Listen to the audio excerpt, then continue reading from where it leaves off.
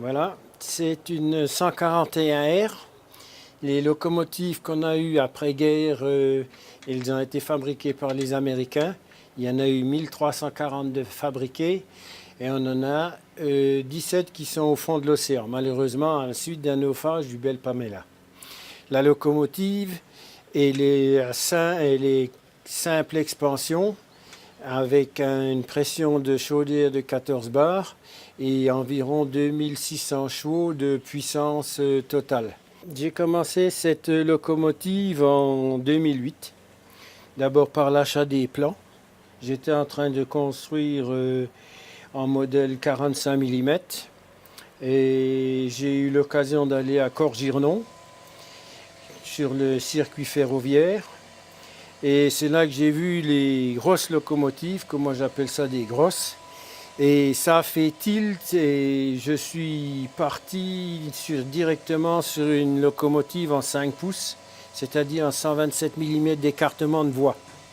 Donc j'ai commencé par là et petit à petit, au fur et à mesure que je montais la machine, je me suis amélioré dans ma programmation en commande numérique parce que j'étais un nul. Je ne connaissais pas et je n'avais pas appris ça à l'école. Donc à partir de là, j'ai pu commencer à construire véritablement la locomotive. Je suis un petit peu pinailleur dans ce sens que j'aime bien avoir quelque chose qui reflète au maximum la réalité de la locomotive. À savoir, j'ai monté une turbodynamo qui marche à la vapeur, qui est capable d'allumer 150 LED. J'ai monté une turbopompe pour alimenter la chaudière à la première mise en chauffe. Ici, vous avez l'ouverture par laquelle nous rentrons le charbon dans le foyer de la locomotive. Celle-ci est munie avec des grilles un petit peu spéciales. Les grilles, elles vibrent par les vibrations de la locomotive, ce qui fait qu'en principe, elles s'auto-nettoient et elles maintiennent l'amener d'air dans la boîte à feu au taux optimum. Le tender, il est doté d'une double suspension comme un tender normal. Il faut savoir, il y a une suspension primaire et une suspension secondaire dans les plots. Le tender à vide, il pèse environ 30 tonnes le vrai. Le tender, quand il est en charge, vous ajoutez 30 mètres cubes d'eau, ça fait 30 tonnes. 16 tonnes de charbon, ça fait 76 tonnes, ça fait 86 tonnes. Donc, le tender a la particularité d'emmener avec lui le compresseur à air nécessaire donc, pour le freinage de la locomotive et des wagons suiveurs, et a également l'alarme d'eau qui, en cas de minimum d'eau, le minimum d'eau il se situe ici, il reste à peu près encore 4 litres d'eau, donc l'alarme elle est visuelle dans l'abri et sonore sous le tender, pour prévenir le mécanicien du prochain ravitaillement du tender. L'attelage à choquelle est nécessaire pour pouvoir attacher les wagons qui suivent derrière le tender. Donc il a été reproduit intégralement comme dans la réalité. Et alors, dans mon atelier, je passe le plus clair de mon temps du lundi au dimanche soir. Vous pouvez demander à madame, elle n'est pas toujours très d'accord, parce que les vacances, on en a comme ça, voilà, même en étant à la retraite. Je ne vois pas le temps passer, moi, là, pendant ma retraite.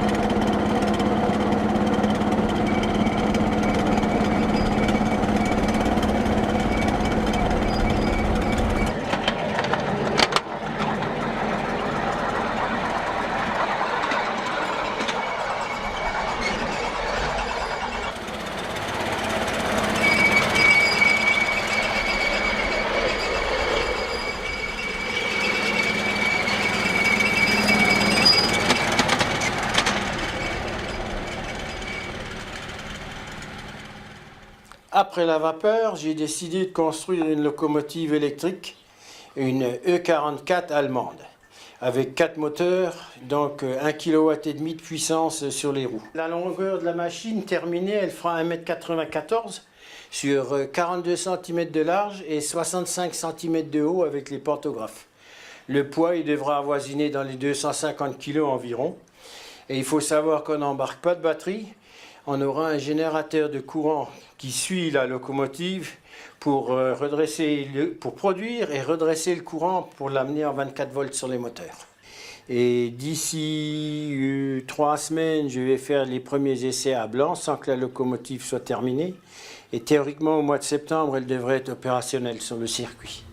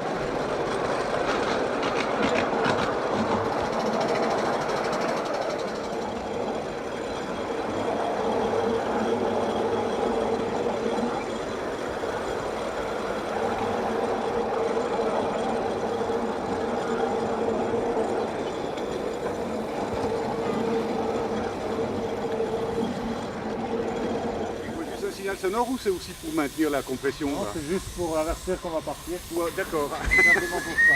D'accord. Tout le temps. Eh ben voilà.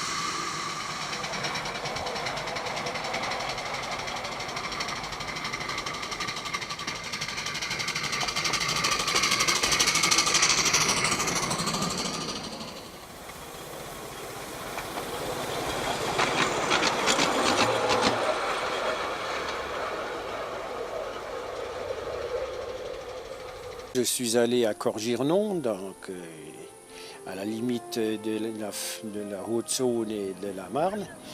Et ce que j'ai vu là-bas, ça m'a totalement emballé. J'ai laissé tomber mon 45 mm pour partir tout de suite sur du 185 parce que j'ai vu les collègues qui s'amusaient royalement en trimballant les gamins sur le circuit qu'il y a à Corgirnon. Et dans ma tête a germé l'idée d'une locomotive rapide de construction.